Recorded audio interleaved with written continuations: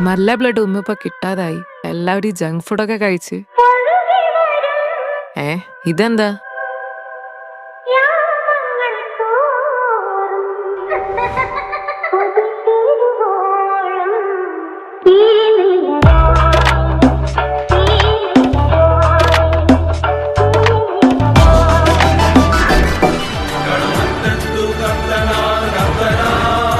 എന്താ നീലി പരിപാടി? നാളെ ബ്ലഡ് ബാങ്കിൽ ഒരു ഇന്റർവ്യൂ ഉണ്ട്. CV പ്രിന്റ് ചെയ്യുക.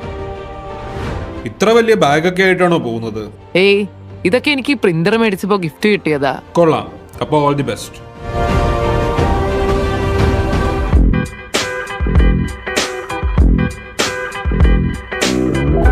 ബ്ലഡ് എടുത്ത് മുൻപരിചയം എന്തെങ്കിലും ഉണ്ടോ?